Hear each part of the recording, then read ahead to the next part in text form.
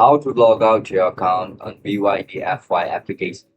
Are you guys facing issues to log out your account on BYDFi app? If that's so, then this video might help you out. Without further ado, let's dive into the video. First of all, open BYDFi application on your mobile device. Once you open the app, now log in into your account with your registered email and password. As soon as you get logged in, now look at the top left corner of the screen where you can see this profile icon. Click on it.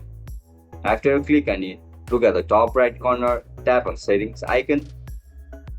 Once you click on it, you can see multiple options. Just look at the last options where you can see this logout icon. You are looking to log out your account, right? Just simply tap on it. As soon as you click on it, your account will be instantly logged out from the BYDFi application. And that's it, guys. That's how you're going to log out your account on BYD application. If you guys found this video helpful, don't forget to like, share, and subscribe to our channel. If you guys have any issues, make sure to comment down below. Bye bye.